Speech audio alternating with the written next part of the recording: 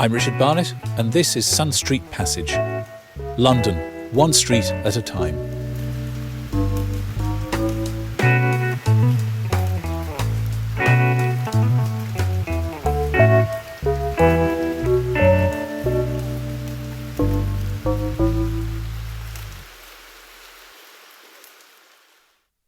It's a curious thing about the English.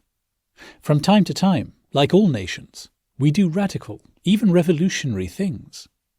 But we often seem to have trouble admitting to the world and even to ourselves that we've done them. We tend to speak of our revolutions not as a leap forward, but as a return, a restoration, a revival, back to basics. Think of the pre-Raphaelites, who responded to the sublime, smoky turmoil of the 19th century by retreating into the artistic manner of the Quattrocento. Think of the Tory politicians of my childhood, who framed a no-holds-barred plunge into monetarism as a return to Victorian values, which perhaps it was.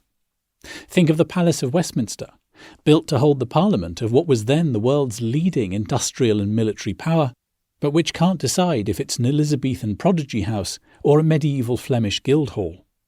Think of the opposing armies in the English Civil War, which in November 1642 fought a battle just where we're standing, in what today is well-to-do West London, between Hammersmith and Brentford, a mile or so north of the Thames.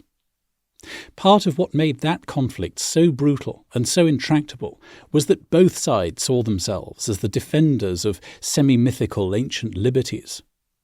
By the later standards of that bloody war, the Battle of Turnham Green was a mere skirmish, but it proved a strategic turning point, establishing London as the parliamentarian capital and forcing King Charles to retreat to Oxford, and a medieval fantasy of absolute kingship.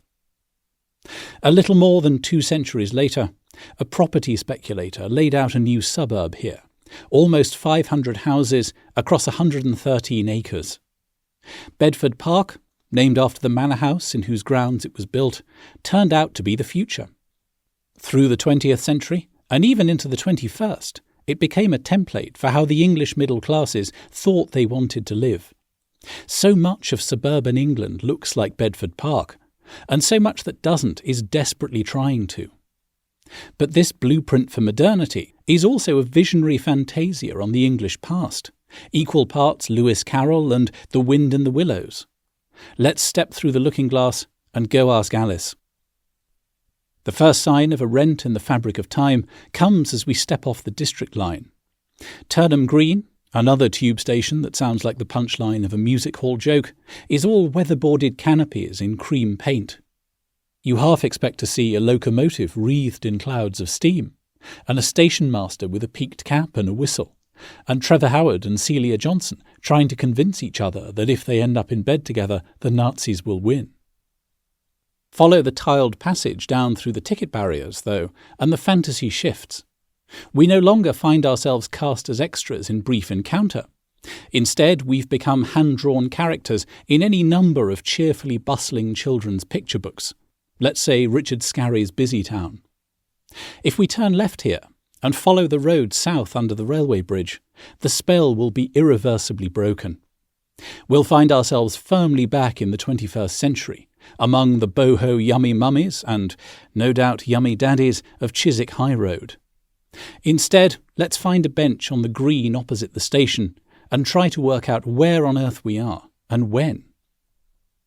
The architectural historian and provocateur Timothy Mole called Bedford Park pure merchant ivory territory, leafy, graciously middle, even upper middle class. Ian Nairn was less impressed and rather more blunt. In his view, this was only a leafy hiatus between Chiswick and Acton, as jaded as last year's fashions. But let's take the one word Mole and Nairn agree on, leafy. Beneath a steel-grey sky, and the first spittings of what will turn out to be a day-long downpour, the dominant colour here is a deep chlorophyll green. Indeed, one gets a strong feeling that the trees have got the upper hand. Horse chestnuts and London planes have grown up so thickly along the pavements and the margins of the park that you only get glimpses of what lies behind them. A pitched roof here, a Dutch gable there, all in rich red clay bricks and tiles. A church overlooks the green and a pub with the suitably Chaucerian name of the Tabard Inn. As the rain thickens, the scene takes on a flavour of impressionist brushwork, entirely appropriate as Camille Pissarro lodged in Bedford Park in 1897. The grass on the green is just on the bohemian side of tidy, and in the overgrown margins the seed heads shiver as raindrops strike them. And yet, this carefully orchestrated reverie of English village life goes on beneath the final approach to Heathrow. Every few minutes the birds in the trees, mostly parakeets these days, are drowned out by passenger jets. Tube trains rattle past on an elevated line, and buses, bikers and white vans jostle for priority at the road junction by the station. Bedford Park is a place where you can witness the paradox of the suburbs, rendered, well, concrete is a forbidden word around here, so let's say immediate and obvious. Pop in your earbuds, whistle up Elgar's Enigma variations on your streaming service, and we'll find out how it became possible to catch a tube train into Middle England's collective unconscious.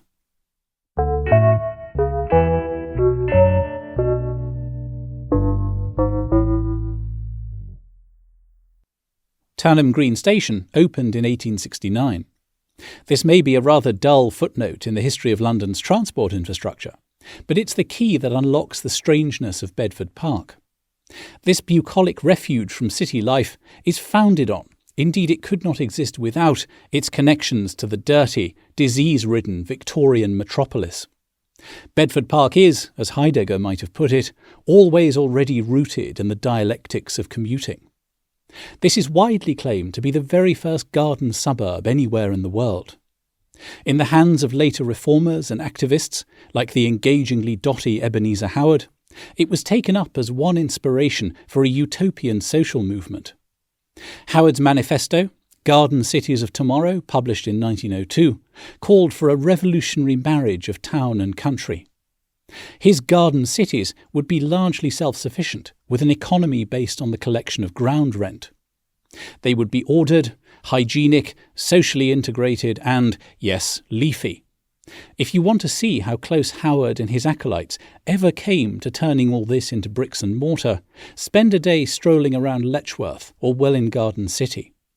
Both are an easy day trip from London, both pleasantly green places with arts and crafts touches, but neither exactly a self-sufficient Georgist utopia. Bedford Park, though, was not the work of radical reformers with ambitions to reimagine modern life, far from it. Jonathan Carr, the developer who laid it out, was a cloth merchant and a property speculator. Carr had a taste for the arts and craftsy aestheticism of John Ruskin and William Morris, but he also had an eye to the main chance. Not an especially reliable eye, it must be said. According to the Bedford Park Society's website, he achieved a record 342 bankruptcies. In 1873, he married Agnes Fulton, the daughter of a civil engineer who had rented Bedford House, a Georgian villa just north of the green where we're sitting. Bedford House had its own sad story of bankruptcy. In the 1860s, it had been owned by John Linley, a leading light in the Royal Horticultural Society. Linley took special care to preserve the ancient trees on the Bedford House estate, but his own bankruptcy forced him to let the house. At the time of Carr's marriage, Bedford House was still largely surrounded by fields and orchards.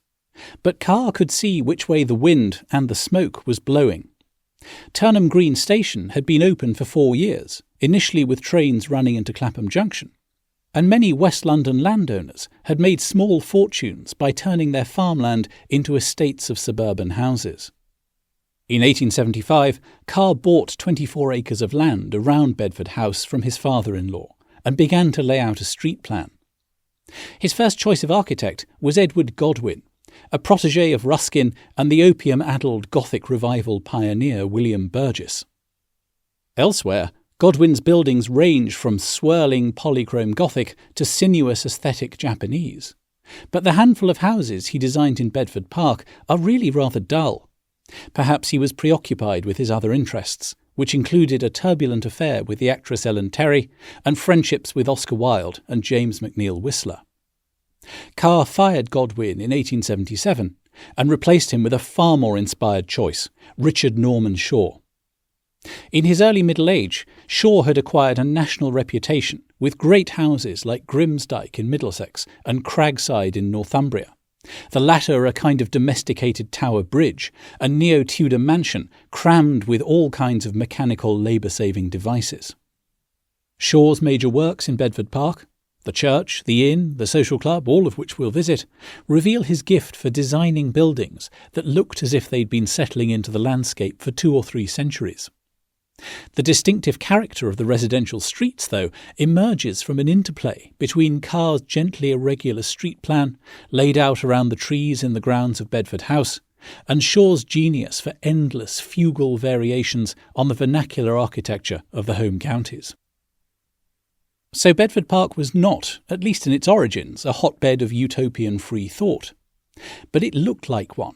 And at the time of its construction, that was enough to give it a reputation as, well, queer in the 19th century sense, and perhaps in the contemporary sense too. A Ballad of Bedford Park, published in the Christmas 1881 edition of the St James's Review, gently satirised the limp-moustached Fotherington Thomas mood of the place. Now he who loves aesthetic cheer and does not mind the damp may come and read Rossetti here by a Japanesey lamp.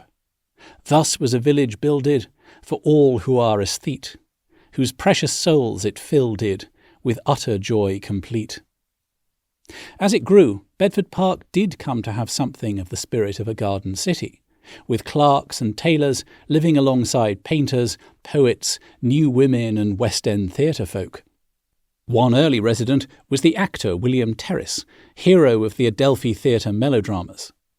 Terrace was stabbed to death at the stage door in 1897 by a disturbed rival, and is said to haunt the staircase at Covent Garden Station. Another was the playwright Arthur Wing Pinero, now largely remembered for what Hilaire Belloc called that admirable play, The Second Mrs. Tanqueray. Terrace and Pinero were joined by the actress, suffrage campaigner and occultist Florence Farr. Farr made her reputation on the West End stage, picking up a circle of bohemian friends which included Wilde and Aubrey Beardsley. But she'd learnt her craft in the Bedford Park Dramatic Club, and she returned in 1889 for a performance of John Todhunter's A Sicilian Idyll. Farr's performance as the shepherd priestess Amaryllis, calling down the moon goddess Selene to destroy her unfaithful lover, caught the eye and the ear of a young Irish poet who'd been lodging with his family in Bedford Park off and on since 1879. In that year, the Irish painter John Yeats had brought his family to London while he studied at the Heatherley School. His son, William Butler Yeats, spent much of his teens and 20s moving back and forth between Dublin and London, where he co-founded the Rhymers Club and joined that cynosure of fin de siècle decadence, the Hermetic Order of the Golden Dawn. The summer after he'd encountered his new muse, Yeats inducted Farr into the order, in which, somewhat to his chagrin, she ascended faster than he did. By 1895, Farr was praemonstratix, or leader of rituals, in which capacity she initiated a young Aleister Crowley. As the Bedford Park Society rather disarmingly points out, most of the other early residents tended to be B-list celebrities with A-list connections. The kind of people who might brag offhandedly about having had George Bernard Shaw or G.K. Chesterton to tea. Chesterton returned the compliment, somewhat backhandedly, by setting his 1908 metaphysical thriller, The Man Who Was Thursday, in a thinly fictionalised Bedford Park. The suburb of Saffron Park, he wrote, lay on the sunset side of London, as red and ragged as a cloud of sunset. It was built of a bright brick throughout, its skyline was fantastic, and even its ground plan was wild.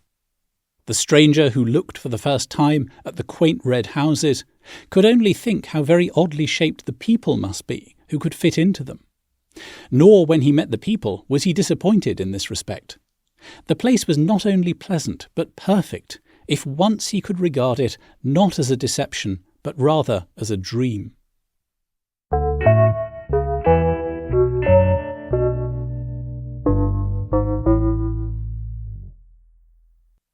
So is Bedford Park a deception or a dream? The Tabard Inn, designed by Shaw in 1880, suggests that the answer is both. Shaw is said to have taken inspiration from the late 16th century Staple Inn in Holborn, And if you didn't know better, you might well take this for the kind of country pub that hosts the inquest in a Miss Marple story, and which claims to have the mainmast of the Golden Hind holding up its staircase. A rough-cast front has 2 great bay windows, each with one of Shaw's signature devices, a tile-hung gable, above it, and the cosy ground floor has a pillared doorway with a low Tudor arch. Behind it, one imagines, you'd find cracked leather armchairs, horse brasses over the bar, and a flatulent old spaniel lying in front of an open fire. Shaw also designed the former Bedford Park stores next door, which are, if anything, even more evocatively Tudor, with hunkered overhanging stories and plate-glass Ipswich windows. But this rustic effect is undercut by an exuberantly bluff-covered staircase up to the Tabard Theatre on the first floor of the pub. It looks as if it might have been salvaged from the backside of Euston Station, and the whole thing is engagingly reminiscent of a West Country pirate equipped with a Blade Runner techno-prosthesis instead of a hook. Just past the staircase is a more recent row of shops and cafes in half-timbered, half-hearted stockbroker Tudor. There's a very chic garden centre, and an artisan focaccia sandwich joint, and a florist stall like a box of watercolours. The old Turnham Arts and Crafts shop is about to reopen as a Morrison's local, which seems like a metaphor for just about everything right now. St Michael and All Angels Church, opposite the Tabard, gives a first impression of reticence, half concealed in a stand of trees and a lush growth of shrubs and herbs. But like so many of Shaw's compositions, the building itself breathes a suave, well-bred confidence. If you didn't know what it was, you might guess it was an art gallery or a grammar school in a wealthy home counties town. It's a long hall in red brick with a pitched roof. A barn might be the obvious analogy, but with Dutch gabled dormer windows serving as a kind of clerestory. Instead of a tower, which would be entirely too butch here, it has a faintly flouncy lantern with a little railed balcony and a foxglove-shaped cupola, above a peal of bells hanging in a cage of 8 square columns. Looking at St Michael's, you can absolutely see what infuriated some critics of Shaw's work. It's astonishingly impure, with Tudor windows framed by Gothic buttresses and Palladian railings. Take the entrance to the church hall, a later addition by Maurice Adams, but very much in Shaw's manner. A double Roman arch rests on a bulging-bellied Doric column, framing a pair of half-height gates that might lead to the stables of a minor country house. The arches are filled with wrought-iron tracery, busy with tendrils and flowers and cherubs. Inside, a low-arched Tudor door has a neoclassical pediment, and above the whole thing, another Dutch gable holds yet another Tudor window. Who needs postmodernism when you have this glorious dressing-up box of a building? But the impurity is the point. Yes, Shaw is showing off, but what really comes across is his skill as a dramatist, or, better still, as a conductor. His genius lies in the way he assembles a chorus of styles and periods and makes them sing in harmonious polyphony. And it's all marvellously well made, as crisp as a wedding cake. The swooping stone corbels where walls intersect, the moulded scrolls on gable ends, the arts and crafts lettering on the wall clock, now barely visible in the trees, commemorating a parishioner who died in the Boer War. The interior, too, is a feast, gently scented with incense and full of richly coloured arts and crafts woodwork, like a pocket Holy Trinity Sloane Square. The church evidently has a place in the hearts and the lives of locals. On my visit, a group of volunteers were setting up the nave as a gallery for the Bedford Park Festival. Our route into the heart of Bedford Park, decisively named The Avenue, begins outside St Michael's, just by Conrad Shawcross's glittering, cascading memorial to W.B. Yeats' residency here. These days, Bedford Park is London's least surprising conservation area. In 1963, a pair of local activists, advised by John Betjeman, founded the Bedford Park Society, with the Bedford Park Festival 4 years later, and their work has led to the listing of more than 300 buildings on the estate. But the very first thing we see on the avenue is an uninspiringly regular block of shops and flats, put up in 1924 just across the road from the church. The health spa offers some hope in the prospect of meaningful healing, but the grey stock brick looks decidedly drab beside the vivid red of Shaw's Bedford Park Club just next door. With its faintly blank face to the street, the club might almost be a very genteel police station. A century ago, a discreetly handsome hall like this might have been commissioned by the Theosophical Society, and a garland of coloured flags and streamers around the door announces the occupancy of the London Buddhist Vihara. As I contemplate the gateposts of the original 18th century Bedford house beside the Vihara and listen to the rain pattering on my umbrella, one of those West London men who look like a racehorse in a gilet strides past, grumbling into his phone about how the market's been all over the place with this nonsense in the Strait of Hormuz. This time traveller from the summer of 2026 throws the dreamlike, almost hallucinatory mood of the avenue into sharp relief. My first thought was to try and capture this quality for you by describing one or two houses in detail, but I quickly realised that this simply wouldn't do. The experience of exploring the streets of Bedford Park is, as I said, fugal. Repetition with variation, visionary recombination, an atmosphere, even a groove. It makes me think of an enormous, jumbled box of those old-fashioned wooden building blocks, the kind of thing Bobo parents still buy for their children, because they've convinced themselves that wood is authentic and real. Most of the houses here follow one of a few basic plans. Semi-detached, with a small front garden behind a white wooden fence, with two fronts of bay windows and a porch set back behind the building line. Some houses, often at street corners, are detached. A few are wider and lower, like the sort of country cottage you'd see in the watercolours Helen Allingham was making just around the time they were built. One or two are, for want of a better word, Tudor, with upper stories overhanging lower ones, like the Shambles in York. Within these simple outlines, though, Shaw and his successors become overgrown enfants terribles, gleefully stacking and restacking the same components into endlessly inventive compositions. Tile-hung walls and rough-cast, Dutch gables in brick, some rounded and chummy, others vertical and practically Calvinist. White-painted window frames topped with swaggy pediments. Disproportionate, almost cyclopean porches over front doors, ranging from plain and square to broken pedimented baroque. Stained glass panels in doors and the top frames of windows. Balustraded terraces on flat roofs. Stone balls on plinths. Thin wrought iron arches over front gates. And above all, red bricks and tiles by the million. Many houses have a sunflower, the estate's unofficial symbol, moulded into their brickwork. By the early 1880s, just around the time these houses were built, the sunflower was becoming associated, in the popular press, with Oscar Wilde's dandyish take on aestheticism. And it does make one wonder if Bedford Park's queerness is more than merely decorative.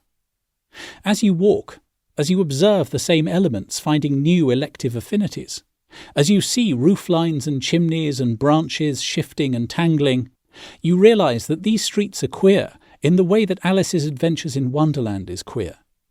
They knock you off balance. They evoke an uncanny, vertiginous sense that space and time are revolving around you. This could be almost anywhere in suburban England. Clapham, North Oxford, Edgbaston, Liverpool, at almost any time since the hunting of the Snark. Like Carroll's writing, this sensation might be comforting or nightmarish, depending on your mood. It's rather like seeing your dead father, or your lost love, going the other way on an escalator, and only after your heart has turned over 2 or 3 times do you realise it's not them. It's not them at all. But there's something else at work here too. This gentle, time-slipping melancholy exists in tension with a faint but permanent ground hum of anxiety. We all know an Englishman's home is his castle, and perhaps that's true if all you can see of your nearest neighbour is a thin skein of smoke rising from a chimney on the other side of the valley.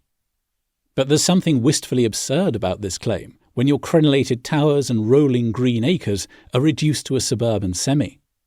All this laurel and leylandii, the high fences and the overgrown trees, suggests that the wish for privacy grows ever more intense as your neighbours come closer, as hundreds of little manorial estates are crammed into half a square mile, jostling like the naked neutrons in the core of a pulsar. I didn't see much curtain twitching here, but that may be because there are very few curtains to twitch. These days the haute bourgeoisie all have white-painted wooden shutters. Meanwhile, we press on through the rain.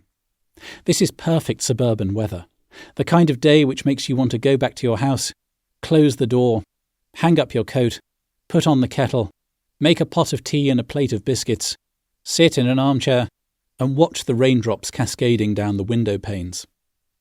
This is the state, one suspects, in which Wallace and Gromit, those Homeric heroes of the suburbs, exist when Nick Park isn't looking at them. Following their example, let's do the next best thing. Pause in a bus shelter, look out at the rain, and think about that most English of psychopathologies, nostalgia.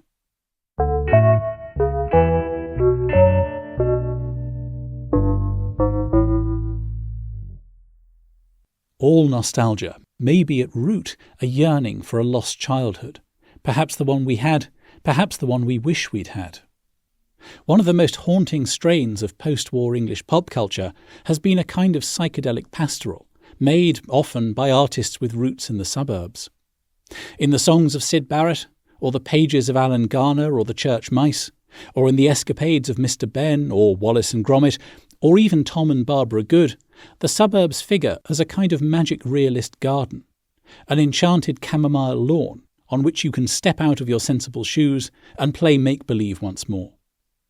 The ogres and demons of adult life may lurk in the shadows, but you outwit them and have adventures that change your life, and you always get home in time for tea.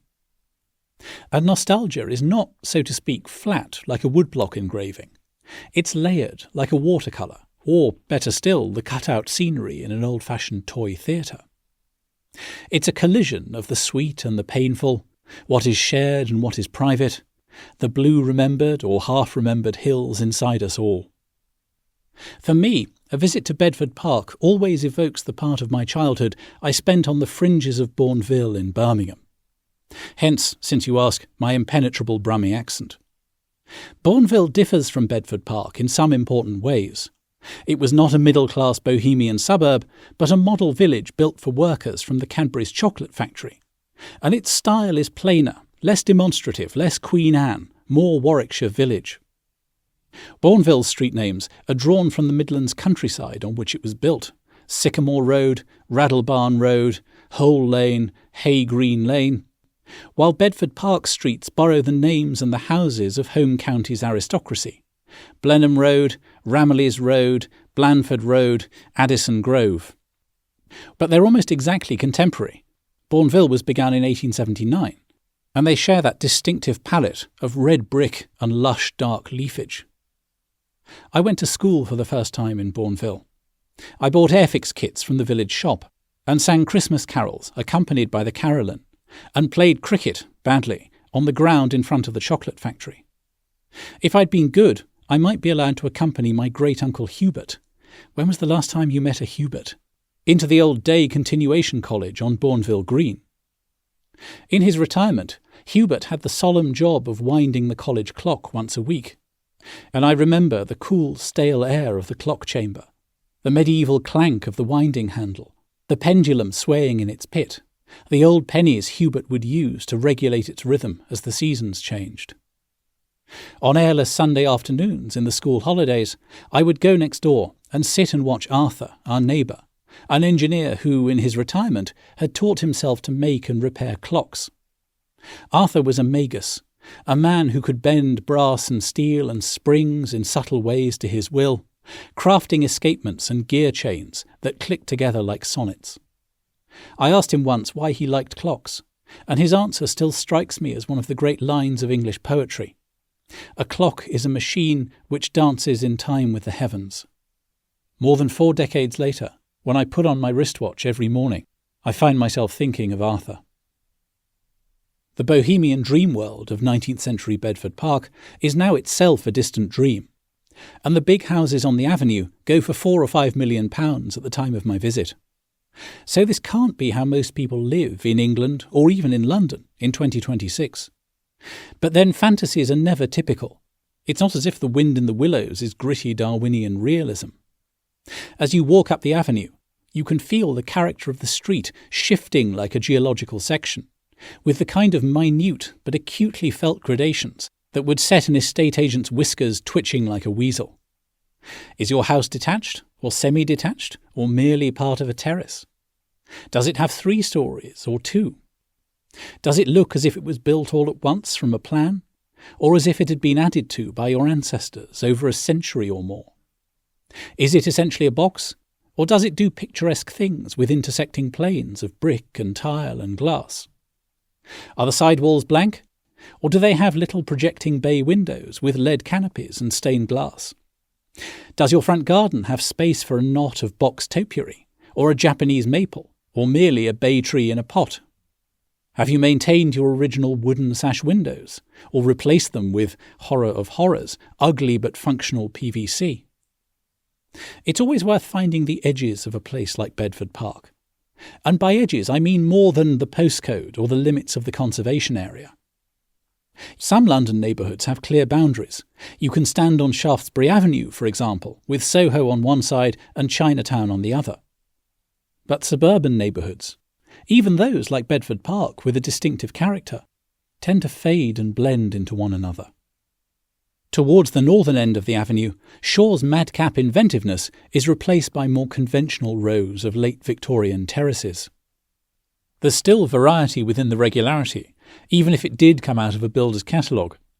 Look at the capitals on the moulded columns around the windows, some plain, some with lozenges, others with acanthus leaves. 1 or 2 houses have even fallen into disrepair. These things are relative in Bedford Park, of course, but we're talking peeling sash windows, rotten fences bulging into the street, privet sprouting like a Hollywood genius's hair. Even at this less exalted end of the street, the moments where modernity intrudes are genuinely jolting. An interwar block of flats, in what you might call the Poirot manner, or the patient beep of a reversing refuse truck, seem almost crass. Other touches, on the streets that mark the formal boundary of the estate, are more in keeping with the mood of many-layered nostalgia.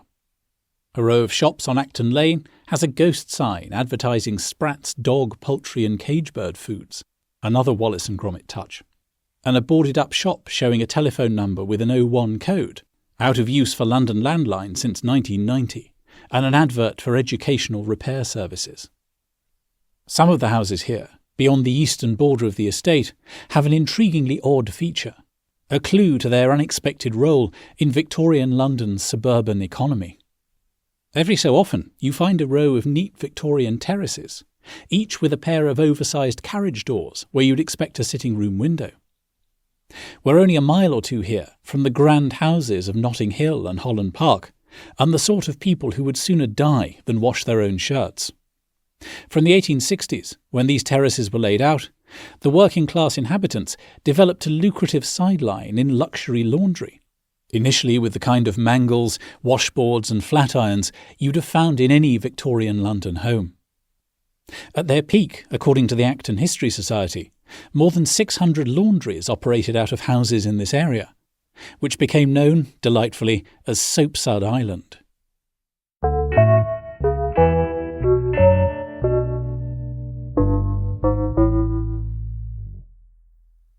At the south end of Acton Lane, Bedford Park's arts and craftiness reasserts itself in the form of the Duke of Sussex pub. Rubbed brick friezes, yet more tile-hung gables, and a blousy chunk of pargeting over the door, with a Gibson girl head above and a leering satyr just inside. Next to it, a very smart French restaurant makes me wonder why on earth I'm plodding about in the rain with a damp notebook, when I could be whiling away the afternoon over a bottle of Lupiac. Another unexpectedly busy road, South Parade, carries us back towards the church and the green on which we started our journey. South Parade has some of the largest houses on the estate. Rather than the edge of a small, damp park beside a tube line, we might be on the fringes of a golf course in Surrey, the sort of place where the young Richard Norman Shaw built his grand old houses for newly grand folk who suffered the misfortune of making their money rather than inheriting it. As in Surrey, these houses have a propensity to hide behind fences and leylandii. And perhaps it's this enforced distance, or perhaps it's that my boots are soaking wet and I'm hungry.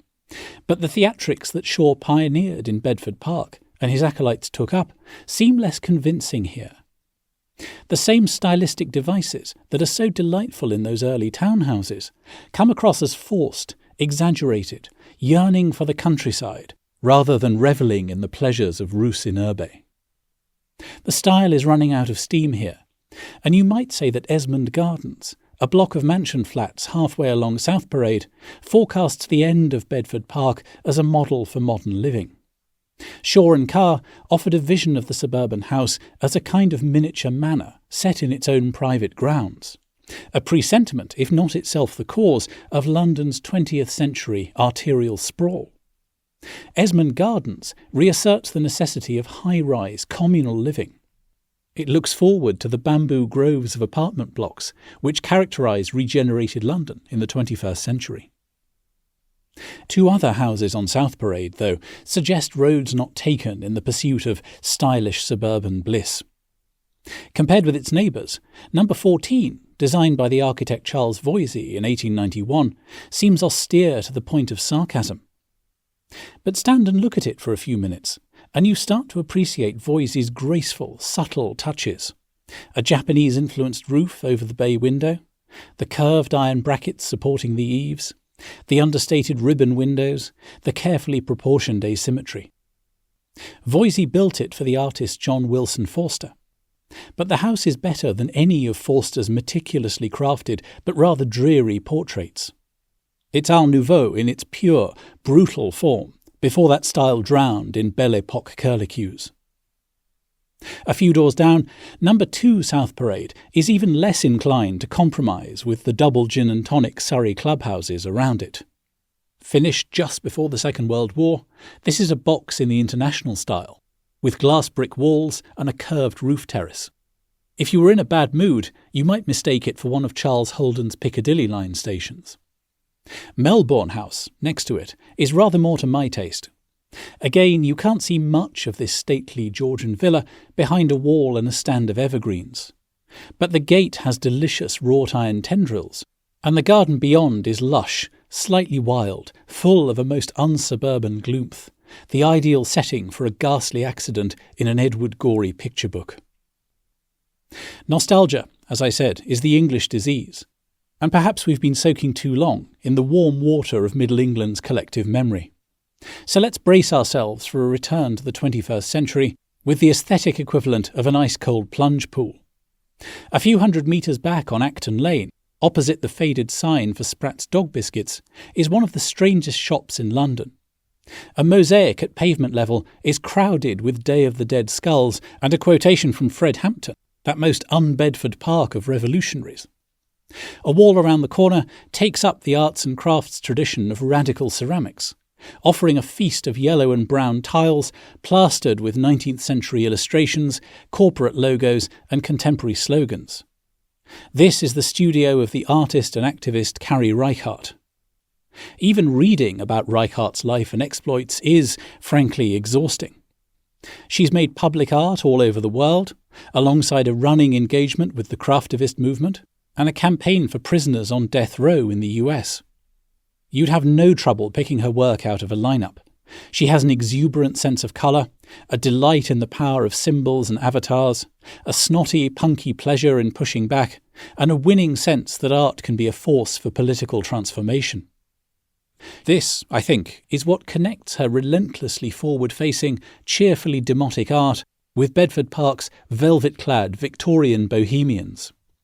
A sense of directness, even sincerity, the promise that you can drop the wearying pose of irony, that you don't have to be in on the joke. There really is nothing in London, let alone Bedford Park, quite like Reichardt's mosaic house, a couple of streets away on Fairlawn Grove. This is a collaborative work with many artists over more than a decade, which has covered every inch of a detached Victorian house, front and back, in shards of mirror and multicoloured tile. Skulls and spiders share the dance floor with Mayan deities and palm trees, and a London taxi and a pickup truck have received the same gloriously unrespectable treatment. You'd never get away with anything like this in the Bedford Park Conservation Area. And the shade of Richard Norman Shaw might be sent flitting back in horror to his tasteful neo-Georgian chest tomb in the churchyard of St John, Hampstead. But, as Jonathan Mead so nearly put it, an Englishwoman's home is her fantasy.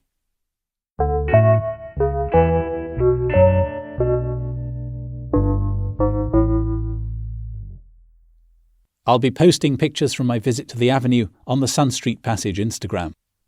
If you'd like to visit, the best way to get there is Turnham Green Station on the District and Piccadilly lines. If you do visit, please bear in mind this is a residential street and respect the privacy of those who live there. If you've enjoyed this episode, why not make a donation to your favourite London charity? Mine, for what it's worth, is Coram, which has been supporting children in London and across the UK for almost 3 centuries. There's a link to the Coram website in the show notes, and they appreciate all donations, large or small. If you've really enjoyed it, we appreciate a 5-star review wherever you listen to podcasts. Sun Street Passage will be taking a summer break in August, so the next episode will be out on Thursday the 3rd of September. Join us to encounter Vorticists, poltergeists and the most overrated roofline in London. Have a grand summer and see you there.